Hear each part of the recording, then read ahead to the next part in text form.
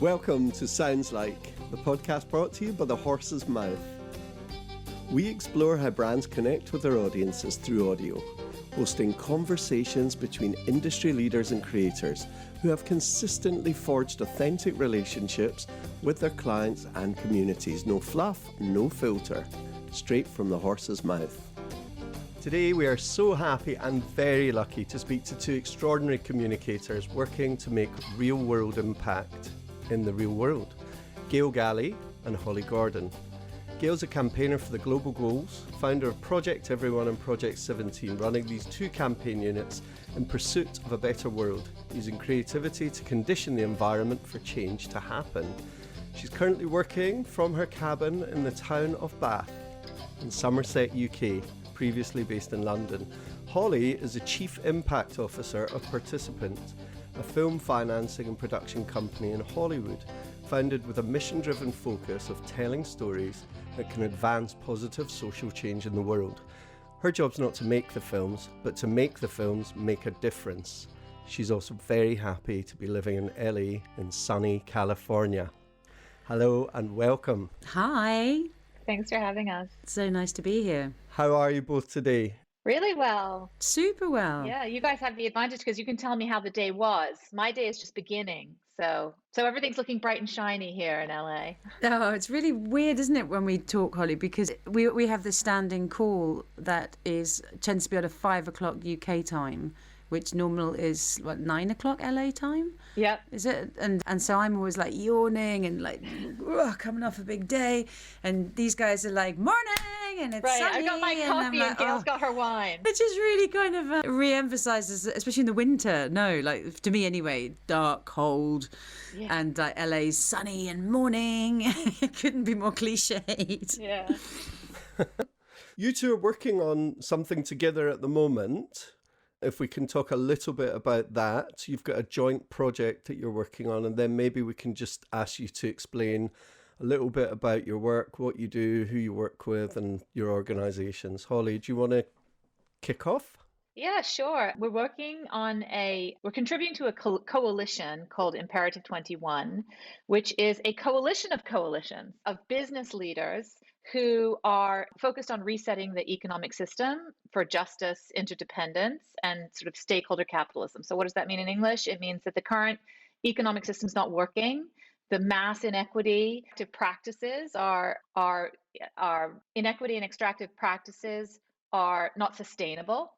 And in order to change something that's that big and overwhelming, you have to start with changing people's mindset about things like, I must have more, moving them to thinking, oh, I have enough. More is not always better. That I'm independently going to get ahead versus actually, if my success is not linked to the success of the people around me in my community, then I have no success because we're interdependent. So what I love about how Gail and I met is that this coalition of coalitions really lent into it around this time last year, a very organic kind of build of calling people into the conversation with these global calls that they set up, and where they were talking about their vision for the future.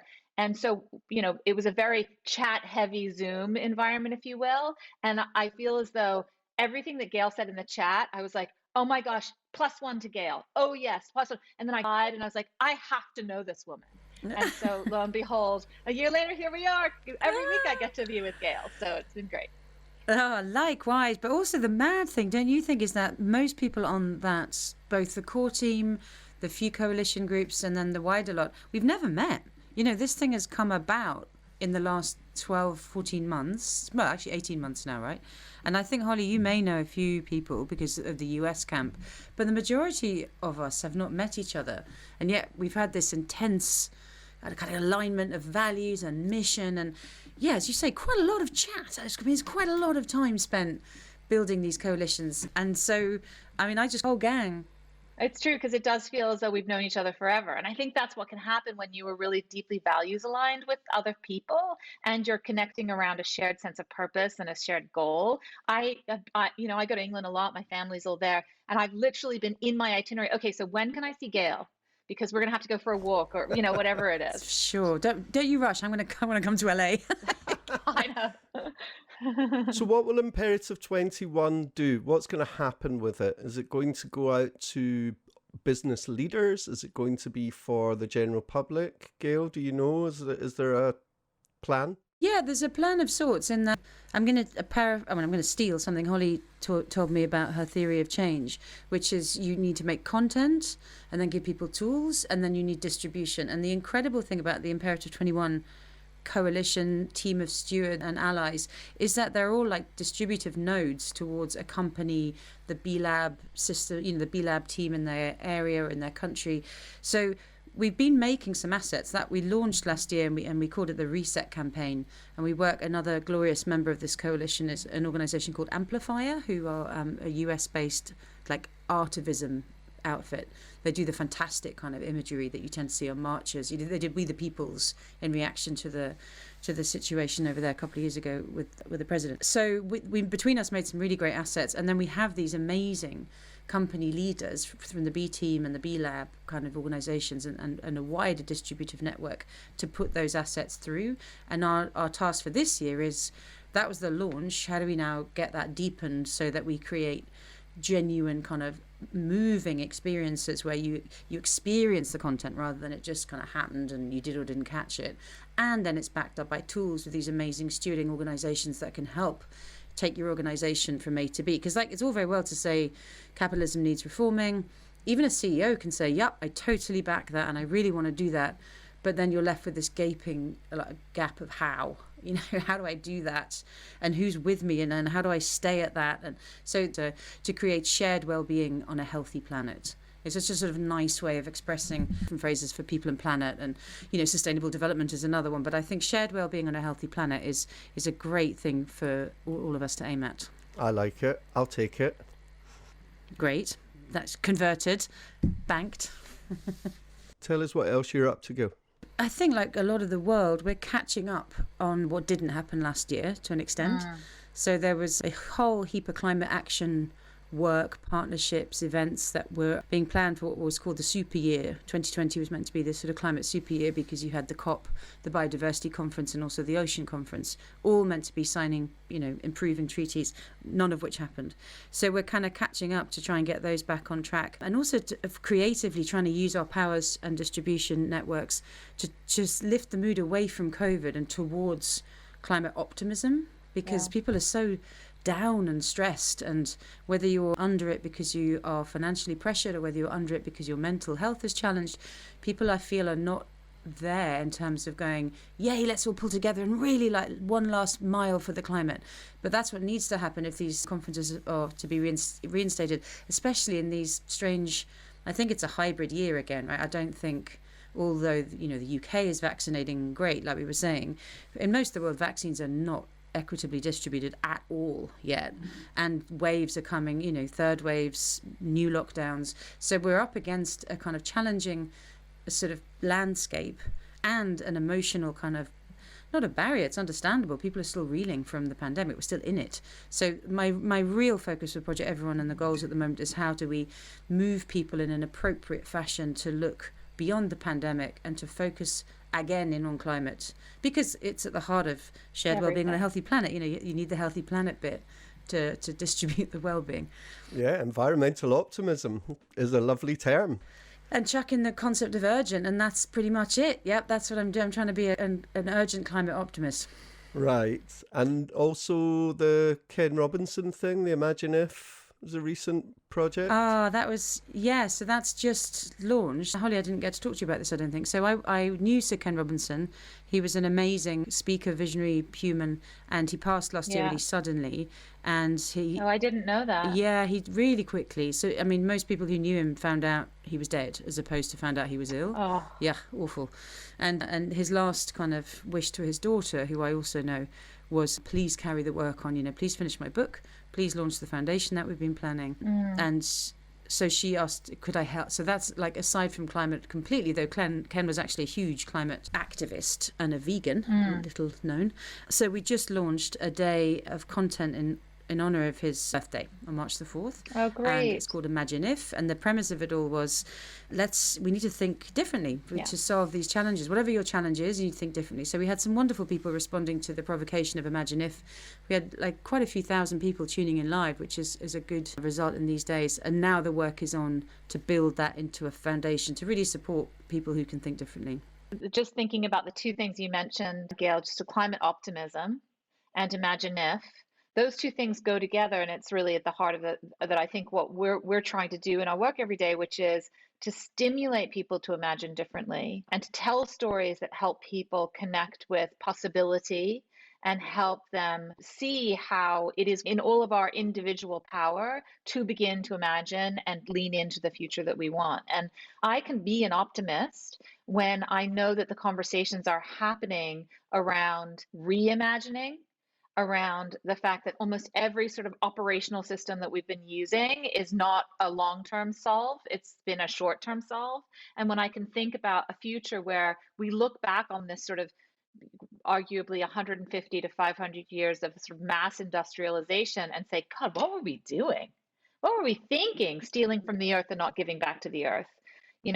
Fighting with each other as opposed to understanding that collectively we can live, prosperously and in harmony. So that's really the work of this. I think that's the work of this generation, is imagining all those new systems and structures. And really helping people stick with that as well, I think, because it's the journey we're on, isn't it, Holly, with the Culture Coalition for Imperative 21. Yeah. You need to start with the inspiring bit that helps you imagine differently, and then you need to find ways of catching that and sustaining it. Yeah. But right at its heart, interesting on the Imagine If day, Ken lived in LA actually for the last 20 years, I think, and then he just moved back to England when he got sick. So he has like this funny set of people around him. He has celebrity people, he has TED because he's the biggest ever TED talk. He also has educationalists and policy people. But in the weird, Hugh Jackman was a friend, and he answered the provocation Imagine If with such a simple thing, but it's really stayed with me, which is, imagine if we all were part of the same family, how would we act? Yeah. And then imagine if you extend that concept to the animals and to nature. Well, you might be pissed off with someone, but you wouldn't go and chop it down. You wouldn't dream of, extracting horrific, unfair labor from your cousin. And if you did, your grandma would come in and tell you to stop it. And Exactly. And I just it was such a simple piece that he said. But, there's a power in that of just opening up because we have to find ways of opening up our minds and getting out of our habits. I mean, that's however worthy my work can be. I've still got a new iPhone, and I know better than most what that took, and it's not good. Yeah. But I still am not going to trade it down, So I told you the other day, Holly, about the data impact of, GIFs, and you went, oh my God, don't tell me I can't even send those. And I'm like, well, not at the moment, Right. because they're so, because the internet is generally still so carbon intensive. But people are, to your hope and optimism, people are imagining that again and differently at scale and speed. And that's what I get off on with my work, is that can I hurry people up? I'm not the one who's going to solve it, but I might be able to hurry it along by inspiring the take up and also connecting the people who, because they've met, can now go further even faster. For sure. And Holly, what's your good news then? What are you up to at the moment at Participant?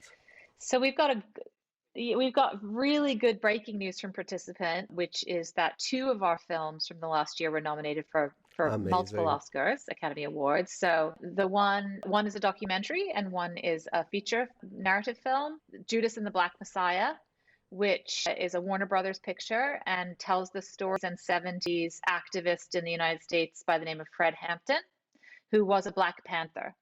And it tells, it really speaks to this idea of it matters who tells, it matters where you get your history. Because as a child, any reference to the Black Panther in the history books that I read was about a sort of terrorist organization, an organization that was armed and creating havoc during what was otherwise a peaceful civil rights movement, and a sort of contrast approach to the way Martin Luther King forwarded change. And what you realize when through the lens of the story that director Shaka King tells in the Black Panther in Judas and the Black Messiah is that the Black Panthers were a community organization that was trying to feed the first breakfast program ever created that was ultimately taken up by the federal government, community health programs that were otherwise not funded. These were people who were fighting for the integrity of their community and ultimately were gunned down by their government. And so as a middle-aged white woman watching this film, we have a legacy of slavery in our country that's been there all the time, but that in order for us to progress as a country, we have to reckon with. It was like a toxic seed that was planted when we started this country, and everything subsequently has been built on that toxic seed. And so unless you start to understand what that has wrought writ large, now so visible with COVID in terms of the numbers of people who are dying and where they're dying, you can't actually build because there was inequity built in our system. And so Judas and the Black Messiah is a sort of slap across in the face that most African Americans don't need. But as a white woman to say, oh, the history, I felt betrayed, honestly, deep betrayal from my teachers and for whoever wrote the history books, because I'm a very trusting person. So if I read it, I'm like, oh, that must be true, right? And so if in terms of mindset shift, you have to start being open to the fact that everything you believe, including that more is better, is in question today, right? That we actually have to look at the stories we tell ourselves and the stories we tell each other about fundamentals in a way that I think is really interesting. So the second film that was nominated is a film called Collective, and it's directed by Alex Nanau, and it tells the story of a Romanian healthcare crisis. There was a you may have heard of a bar fire about 10 years ago in Romania, where a bunch of young people were trapped in there was a pyrotechnic problem, the big fire, right? And for those who did escape, many of them were burned and they were sent to Romanian hospitals. And what unfolds is a sort of investigative drama led by journalists who were asking the question, why did so many survivors ultimately die of their wounds? And it turns out that there was a multi-level corruption within the healthcare system that had to do with the disinfectant that was used in the hospitals. But it's a can't turn away, minute by minute investigative journey of discovery, and that goes all the way to the top level of government. And so given the healthcare crisis that we've lived through globally this year and the public health systems and how they're really showing us that they're in need of deep investment, layer corruption on there and you really have a very timely story. So I recommend them both. Wow, I haven't gotten to know that one. That sounds also amazing. Yeah. And you can get that in the UK. Back on my topic, as you keep hearing me talk about this new Adam Curtis series, so he covers both of those things. But the Black Panther, the episode around race, particularly, I think is episode number 2 in the series, and it is again like you, eye-opening. There's so many events I distantly remember, either as a child seeing them on the news or actually reading about them in history, and then you realise that is not how it was. You know, what the news read, especially in England, today some dreadful thing happened over there that we had nothing to do with. That's basically the implication. But then Adam Curtis sort of picks it apart and exposes what was going on. And it's really mind-blowing. It is mind-blowing. But we need to reckon, like you say, Holly, we need to reckon with it. Otherwise we can't move forward. How can you expect people to change if they don't even know? Absolutely. And with communication as fragmented as it's become today. Right. Which stories, which news, which reporting, which communication can you believe? Which one's funded by what? Who's telling you the story? Is there an agenda behind it? Pick up a newspaper and, you don't really know whether it's an opinion or whether it's a fact. Well, like at the moment, and again, relevant because you and I are about to have our vaccines, Mike, there's this hoo-ha going on in real time about many EU countries have suspended the AstraZeneca vaccine because they are saying it may cause blood clots.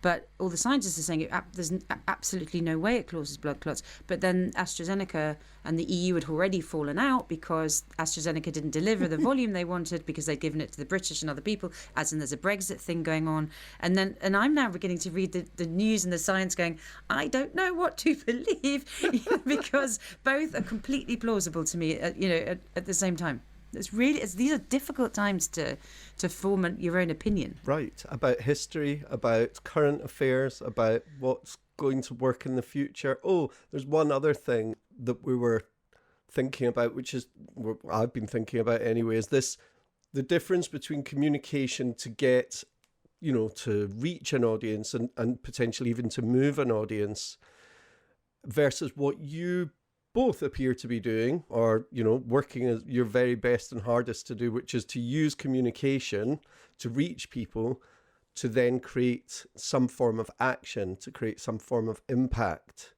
So it's not just what's now in my head, it's now what's in my head, so what am I going to do next? How does that work? We've been talking about this at Imperative 21 and defining it as the difference between narrative change communication and strategic communication.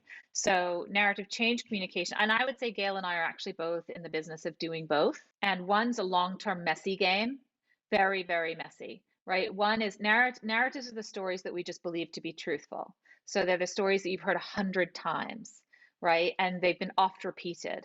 So you've read them, they've been repeated, et cetera, et cetera, et cetera. Whereas strategic communication, and so they actually frame your belief system about what is and what isn't, versus strategic communications can be linked to that narrative belief system, but it's actually designed to make you do something in the moment. Right? And so it propels you from an understanding to an action.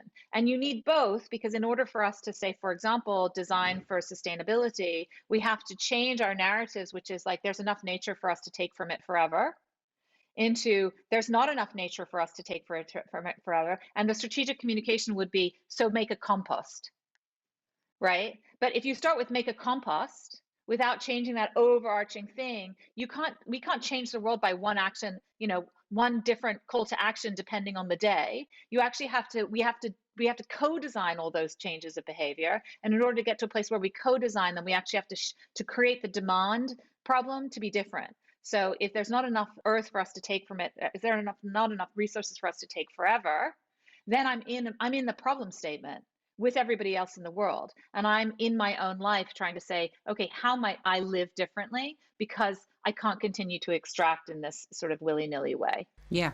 And when it gets really complicated, I think, is when there's conflicting narratives, both of which are true. So in the climate space, there is a whole generation, yes, not us, but definitely I'd say anyone under the age of 30, even 40 at the moment, who from their waking memory have known there's a problem and a crisis and it's only been getting worse and basically we're fucked. That's the sort of truth that they have lived with. And that's not wrong. But at the same time, we do have an opportunity. This is the new narrative we need to put alongside that without denying that one, which wouldn't be credible, because we have extracted and we have, ruined a lot of things. The new narrative is also, we do now have the technology and the knowledge and the money. There's enough money to go around. There are enough resources to go around. We just have to do a pretty urgent reframe and a reset of how we use them. And it's really hard to work out which lane you're going to play in, because I think it's very hard as one org to play both lanes. So I always think of it as, like, the work I do is not, I call it doom comms, the kind of, but we all know who that might refer to. But there's a role for doom comms, because sometimes you need a doom communication to shake, the head of BlackRock into thinking, like, shit, okay, I need to give up something. I need to change something. But equally, too much doom comms and no one's going to act. They're just going to put their head in their hands and run away. And or just think, okay, I've only got 20 years left, let's party. And it gets worse. So you have to balance yes, we can change it, urgent optimist, with the doom comm landscape. And that just requires like a level of communicative collaboration that I think is actually beginning to happen on the climate scene, actually, but it's not usual. Normally it's like, no, I'm doing this, no, you're doing this, and no, actually development's more important. What about gender? And hang on, race just popped up. What about the planet? There used to be this real tension, even as when I started working this 5 years ago, there were arguments between, the gender crew and the planet crew around COP. I remember it in Paris, about which march was going to be the biggest march during UNGAP and who was being unfair by sort of trying to trump the other. And it's just crazy. I don't think those arguments happen now. I think there's a sense in the do-good community that the only way to solve anyone's issue is if we all kind of, collaborate and co-architect the narrative that is, we need to make this better. Well, it's interesting because you both come from careers in communication. Holly, journalism, right? Journalism, yep. Television news. Yeah, so TV news, and Gail and marketing and advertising. And so in a way you do come from quite competitive fields, the news is always competitive, as is advertising, and it's kind of the opposite that you're working on now. Yeah, I mean, I think as a marketer, you were always trained to try and work out what is the USP, the unique selling proposition, and the word being unique, and it had to be different and better than anybody else's. And then in advertising, it was all about how do you kind of make something that's going to stand out from anybody else. And then your metrics are always about winning. There's nothing about I managed to shift the category. It's absolutely not. It's like, did you sell more than anyone else? And these are I think I was never that comfortable with it, and I was never a happier marketer than when I was at the BBC, where you didn't feel, apart from when I ran marketing for news, which was I was quite shocked by how competitive, even within the BBC. I mean, it always used to make me giggle that, there was this hierarchy within BBC News where, the ultimate was like Newsnight, but they would really look down on the 9 o'clock crew as they were leaving the building. Like, ugh. And as for the 1 o'clock afternoon news, where they were, and then you get all the way down. The Today programme was at the other end, was the two kind of, and then Today and Newsnight were really competitive. And that's like just one organisation. But generally at the BBC, because of its kind of purpose of educating and making the good popular and the popular good, there was a spirit of collaboration, which I definitely was my happy spot. But I don't know. Did you work in the UK, Holly, in news, or in the US? No, I did actually have an amazing experience doing the story about the Who Wants to Be a Millionaire scandal. Oh, yeah. That? Declan Whittock, the army major who coughed his way to £1 million. Love it.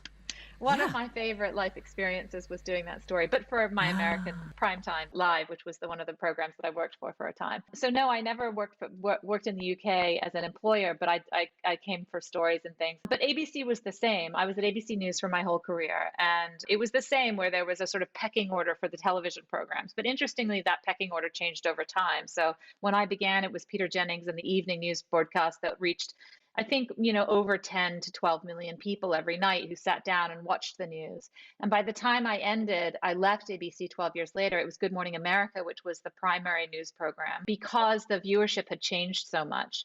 And, in the States, the O.J. Simpson trial was really a game-changing moment for the penetration of news, moving from the sort of 3 evening anchormen who reached, a huge proportion of the United States with their wisdom every night, into a much more diversified landscape with the advent of CNN and gavel to gavel coverage. If you remember, O.J. Simpson was the first case that was gavel to gavel coverage. And so it became a constant stream of information, which then, of course, 5 years later exploded into internet access to news and information. And I would say I was always competing in the incremental in news. Like, you were always competing in the incremental. So did I get the booking before the Today Show? Did my morning chat show to make sure human beings were with me at 4 a.m. and not with my competitors at 4 a.m., which is an unfriendly time to be fighting for a human being, I might add. Sure. So it was always the fight to get the story first, right? But I would say journalists have in common, I believe, a desire to make the world a better place. You don't go into journalism for money. You go because you think that telling stories can actually have an impact on people. And so ironically, as my career progressed, the ability for one journalism organization to actually make the world a better place got smaller and smaller and smaller and smaller. The power of one story got less and less and less and less potent. And so my career has been trying to look for new ways to find platforms and create stories that many people can rally around towards the same end, which is to make the world a better place. And so now sitting at culture drives beliefs, beliefs drive behavior. And so I'm now sitting inside a company that, thank goodness for the founder, was that you can tell a million Hollywood stories, but we only tell stories that have some kind of social component to them. And sometimes they're really direct action, like An Inconvenient Truth, where it's clear, like, oh gosh, to parrot Gail, we're fucked. And that was 15 years ago, and oh my goodness, how far we've come and how far we have to go. But that was a real wake-up call of really direct communication to something that is less direct, like the movie Wonder, which we made, which is really about compassion and kindness. And we could all, as parents, learn a lot from that story about how to treat each other. So, I'm still in this space of trying to use story to influence people, and the tools have just changed. And ironically, the interconnectedness of the world means that Gail and I work together every week, even though she's in Boston, I'm in LA. But the interconnection of the world and the technology that's allowed that to happen is also the reason that our stories it's much harder to penetrate the public consciousness. Which leads me back to Imperative 21, actually, Mike, and why a business coalition makes sense in today's marketplace is because as we move forward in the world, we're destined to trust the people we know more than the people we don't know. So in the past, like news media has been a source of credible information for people. But now people are like, I don't know what to believe, but I can believe my boss and I can believe my neighbor. And so I think it's ironic, being a journalist who spent many, many years holding businesses accountable for their bad acts, to now be someone who is so invested in business as a force for good, because it's a distribution system for ideas that people can trust and rally around. And businesses really influence the lives of hundreds of millions of people all around the world. And so if they take the lead in trying to solve the intractable problems that they've helped to create, that for me is a way that we can accelerate things a bit. So you say that as employers are trusted, your boss is trusted, or your manager is trusted. Where's that data from? How do we know that? An Edelman report that's like 3 weeks old. Right. It's a killer number. I'm going to get it wrong, but something like 72% of people rate their employer as their most trusted source for news and information. Wow. Okay. I guess it's like the young people's equivalent of school, isn't it? Yeah. Whether a young person likes school or not, they believe what the teacher says. Like you were saying about race, Holly, about, if your teacher told you that the Black Panthers were terrorists, you believed them. And if head teacher says, this is how the world is, to anyone in a primary or secondary school, they're going to go, okay, probably more than their parents telling them. That there's got this sort of party. Yeah, I was going to say, yes. How many of you have had a child come home and say, Mom, that's not what my teacher says? Or with my rebellious 8-year-old, the only way I can get her to do anything really is to threaten that it's just how it is, because I'll have to tell Mrs. Hammonds about that, and she's not going to like that. And that is the only authority I can kind of invoke. Mrs. Hammonds is a very sweet woman, but it's just the role. That's right. So I think then you just so we grow up with that. We all need, as human beings, as babies, from babies up, we all look to be led, right? We all look to be led and held in some sort of truth. And whether it's for you then religion, or, whether it's your employer, or whether it's your teacher, we all need some kind of guidance. So I think I can totally, I saw that Edelman figure and I totally kind of understood it. It makes sense. But for those of us who are the age that we all are, if you told us in our 20s that our employers would be our most trusted source for news and information, we would think you were crazy. Yeah. I think in this country, we've still got a little bit of BBC in us, haven't we? We, unlike, I think, almost anywhere else in the world, we do have, even it's cracking, but in theory, an independent source of news, which I think in this country, that still comes like really high up. Who do you trust? And there are lots of journalists who are working in those trades who would still say, but Holly, I'm still reporting the truth. The problem is that truth has become truthy. There's an argument, Kellyanne Conway's famous quote, which was something like the alternative facts, yes. Right. And I have 2 kids who are teenagers, and they literally say, well, where did you read that? And my teenager 1 says to teenager 2, and the teenager 2 says, well, this outlet. Well, you better counterbalance by reading over here.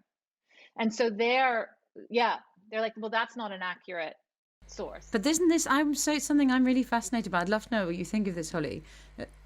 In the Oprah interview, in which we won't, dwell for too long, but Oprah used the phrase to Meghan, how do you think the royal family will hear today, hearing your truth? And it was, I can't work out, the thing I'm fascinated by is that acknowledging that Meghan is perhaps not speaking the truth, or is it Oprah's saying your truth is as valid as their truth? But I'd never heard that phrase before, your truth. And now I think that's an extension of the kind of what is true. It's an extension of what I was taught in about the Black Panthers. That was somebody's truth because it ended up in a history book. Sure. Right? But when you look at it from a different perspective, it's it's a different truth, and you can do this with anything. You can put a book in front of this camera, right? A good one at that, right? This is one of my prompts. My other one is Barack Obama's Promised Land, and Samantha Power's The Education of an Idealist. No. So I just have my inspiring books just at the ready here. But anyway, so the truth is that this is a book cover that has story on it, right? But if you're standing from a different perspective, the truth is that this is a book jacket with lots of little words you can't read. And so if you put someone in a court of law and say, what's your truth? What's on this book? And someone says, oh, a ton of little words that you can't read. The person who's looking at it from another perspective says, are they blind? Can't they see it? And so, I think, and what we have to understand as an interconnected community is that not only do we all have individual experiences of the world, but there are many sides to a story, if I may. Right. And so it is actually the wisdom comes in not believing that your side is the only side, but in believing that someone else actually has a very skinny idea of what this is. Right. Yours is fat, theirs is skinny. And so the wisdom of knowing this whole book is to actually ask for contributions from people who are on all sides of it. And that to me is what's tricky about leading this generation in this moment in time is that, and that goes back to coalition building, which is that in order to seek the insights of everyone who's sitting from every perspective, man, that takes time. Ooh, that's not linear. Oh, that's going to be some difficult conversations. It's so much easier to work in hierarchical power structures where dominant ideas are the ones that you will follow, because once you crack that dominance, a whole different conversations are necessary. But I think there's a link there to why businesses are critical to the change versus governments, because governments need to be elected, and elections increasingly need to be backed up on social media. Social media does not tolerate, famously, and we've just seen it in the US election and many others, does not tolerate the ability to listen to many perspectives and to come to a consensus. It leans you into polemics, like, are you pro or anti? And if you're anti, I'm going to show you more anti stuff until you're furious. And if you're pro, let's kind of like kill everyone who's not with us. It gets so extreme. Whereas businesses have to appeal to millions of customers all the time. And so they are constantly in the business of iteration and researching, and they find positions that are mainstream. Yeah. And I think that because they get that mentality, they can weigh up the impact of going into a region or a product category, and they can weigh up the many kind of different implications and forge a strategy ahead that is the least damaging and the most consensus building. And also, I think the difference with them and politicians is they're longer term. In the goals work, we found that, you can say to a business, it's a 15-year framework, and they're going, only 15? Like, we have not long-term planners. And right, they're thinking about election cycles, not about generational. Yeah. Well, and I've actually heard that also sometimes the other way, which is that businesses, we've been hearing the criticism of businesses being quarter by quarter planners, right? And we are trying to move away from that. But I think that businesses, because they have resources to invest in long-term R&D, they're seeing the writing on the wall that their current practices are going to ruin their businesses. So I'd love to think that this all is suddenly a humanistic approach to from the business world. And by the way, every business is run by a human. And I've been hearing more and more reports of CEOs whose children are saying to them, like, come on, what's your legacy going to be? Are you going to be the one that turns the tide? So that group of young people who've grown up knowing that the planet is in danger is having now informed conversations with their mostly fathers who are at the helm of power. And I think that that's a very powerful dynamic for the change that we seek to make. I also just want to build something. I want to talk a bit about social media, because social media, what's so interesting about, say, for Twitter, is that in its early stages, it was the reason that the explosion of platforms on which people could tell the story was the reason that the hierarchical power structures and the sort of began to crack. Because all of these people who've been left out of conversations were no longer being disintermediated by people controlling conversation. So for example, a Me Too type experience, it wasn't that women were not being Me Too'd for generations. It's just that they could suddenly out the perpetrator in a way that was not managed by anyone. And so these tools are both are tools of liberation, and more they're also tools of destruction. And so I'm super interested to see how we reckon with these powerful artificial intelligence driven tools. AI is the way we're going to create a more regenerative future in terms of how we're going to co-design with nature and build organic materials from scratch, right? But does that mean we build human beings? Maybe. Like, that's creepy. So it's, beyond meat. Yeah. The non-meat burgers, right? People, The growth of the non-meat burgers, which are the future, because why should we be slaughtering cattle all around the world? It's barbaric. This is when I say, like, we might look back on this time and say barbarism, right? But what if we're growing meat in a lab? What is the existential question around the sanctity of biological materials? So we have a lot to sort out here, and it's both exciting and terrifying. Which is why we need everyone working on it, because none of us are going to have all the answers for sure. I was reading a really lovely piece by Tim Berners-Lee, the inventor of the World Wide Web. He's like your Twitter example, Holly. There you go. Like, he invented this thing to be beautiful, and he said in the early days it was really beautiful. You could find people who were like you that you've never found before, and you could learn from each other and communicate and not be alone. And actually my prop book is called The Trust Manifesto, written by Damien Bradfield, who is president of WeTransfer. But he used this great analogy of the early days of the internet were like Bel Air, right? Beverly Hills. Everyone wanted to be there. It was amazing. Every street you found on the internet was amazing. And now we've just filled it up with crap and neglected it, and it's like the worst area of like downtown that no one wants to go to. And Berners-Lee's the same. It's like, we need to get it back, because it could still be our salvation. Like, it could still be beautiful. For every trolling on social media, some suicidal child has found a friend that meant that they got through their problem. Someone being bullied has found a connection. And so, I hope we can have both hands. Surely just because we have AI doesn't mean we're going to do ourselves out of a job as a human, but let's see. I always wonder about the motivation. I fundamentally believe that 97% of human beings are good, like just fundamentally wanting the right things. And I'm so always overwhelmed by the power of that 3%. The power of destruction, the power of greed, the power of corruption, and part of it is that if you're open to many options for what the future might look like, or if you have a sort of gently invested view that's positive, you're less potentially motivated than those who are hell-bent on power, corruption, et cetera. So I'm always sort of, Go Rising was built on this idea. The campaign that I helped to lead before coming to participant was built on the early storytelling across the internet, which is, if we could find other people who believed in the power of girls' education to transform their communities, and we gave them world-class tools to do that work in their community themselves, it was like plant all these flowers of emancipation around the world. And that's what Imperative 21 is built on too. So I do believe that this sort of distributed model is the salvation, but for those bots that are trying to make us hate each other, right? And they're super motivated, those bots, super motivated. Or even are they, like, because I think, and if you can't overturn that, if the 3% are hell-bent on keeping all the money, I think the pandemic might have helped us even shift that, because the super kind of 3% that I know and love, even they have been shocked by what a global shock does. Like, what even I can't fly to the Caribbean, but I'm cool, right? I have the private jet, and they're like, no, this is a global shock that is affecting everyone in the same way.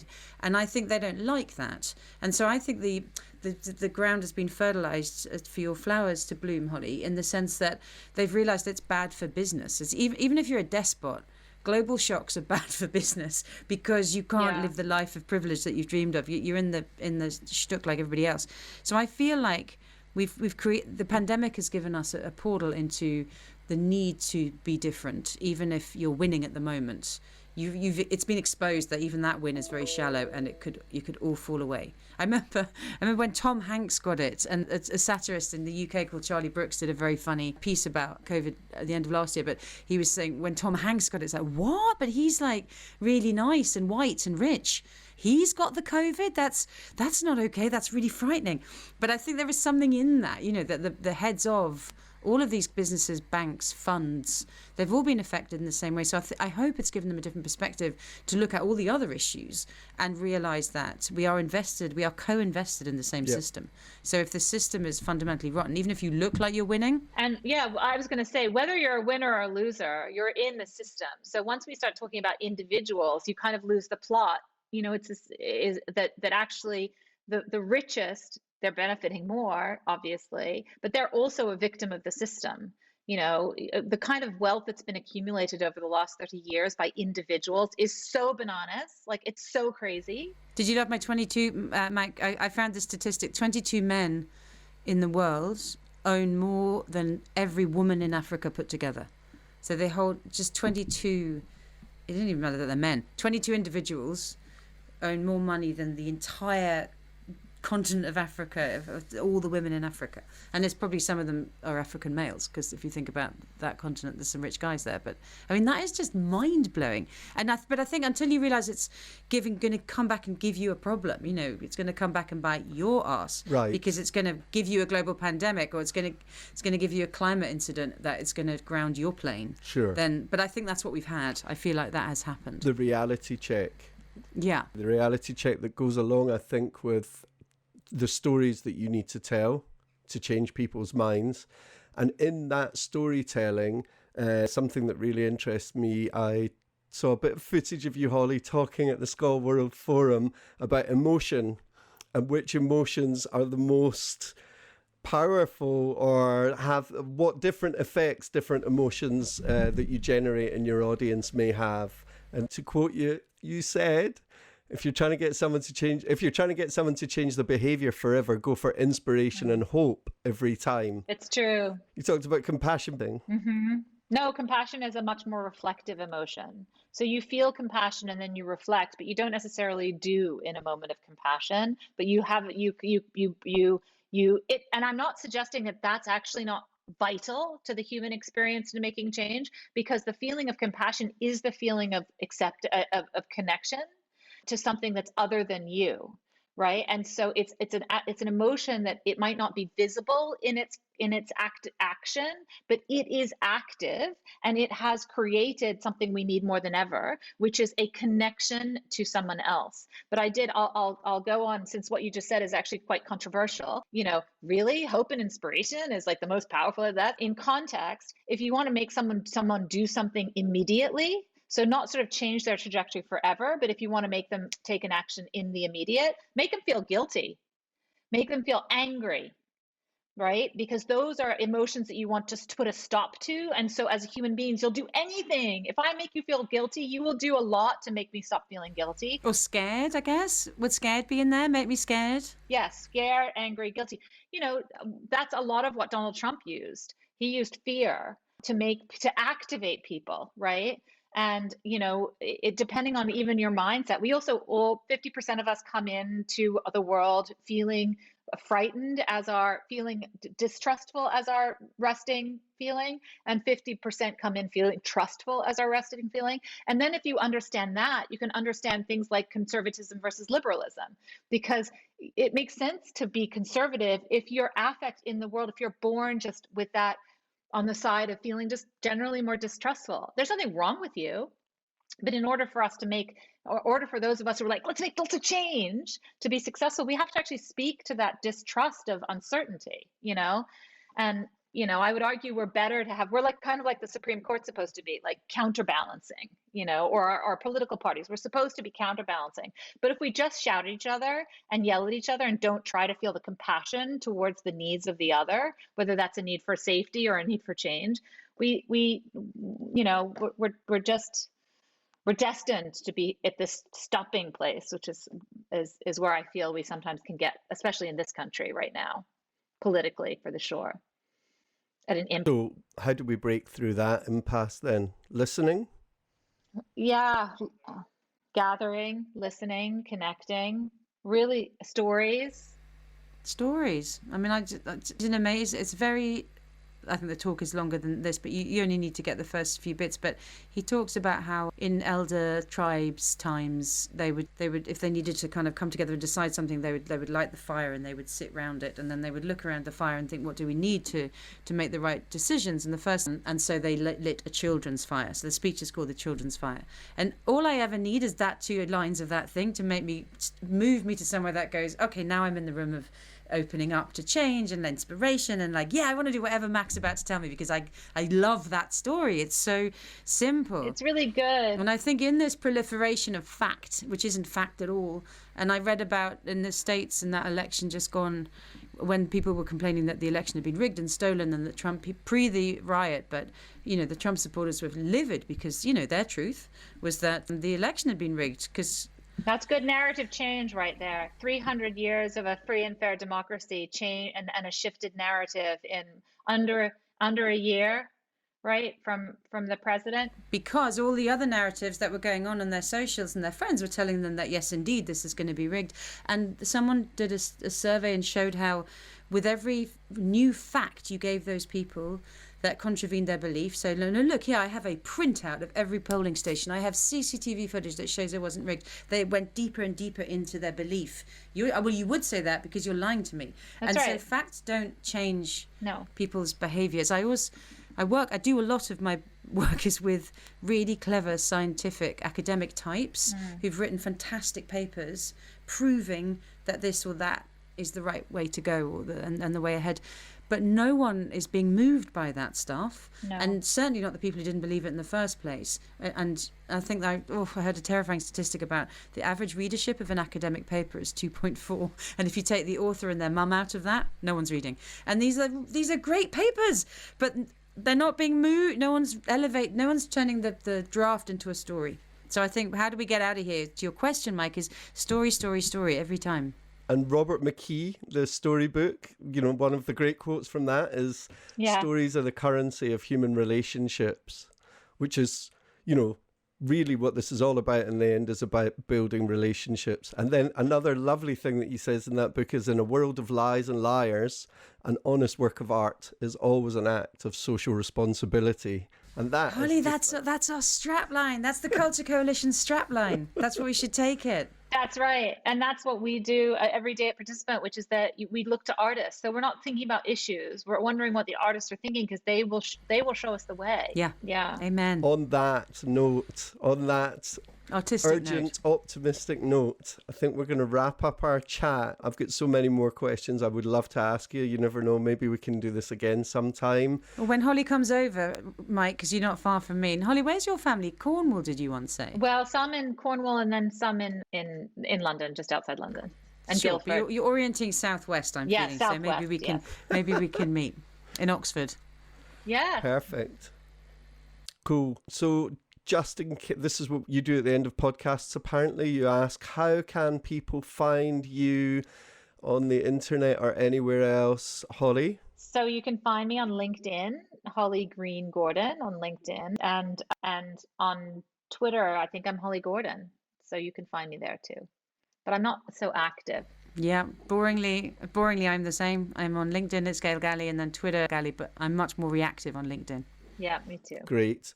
And you're also project17.com and project-everyone.org. Yeah, you can get me through that. And Holly, you'll be... Participant.com. Yeah, participant.com. Fantastic. Guys, thank you so much. Thanks, Mike. That was really fun. Holly, thanks for joining us. That was really fun. Thanks, Mike. Sounds Like is a podcast brought to you by The Horse's Mouth. Sound-loving, brand-building, conversation-starting audio evangelists on a mission to help brands build deeper relationships with the people who matter most, their teams, fans, and customers. Thanks to our amazing audio producer, Alex Kenning, tech and everything in between, Jez Gooden. The show's theme music was written and produced by the magnificent Will Flisk. Advisors to The Horse's Mouth on all things marketing and content, Elliot Hull and Steve Keeney. And I'm Mike Benson. Thanks for listening. Find us at thehorsesmouth.co or wherever you listen to podcasts. The world's listening. Start the conversation.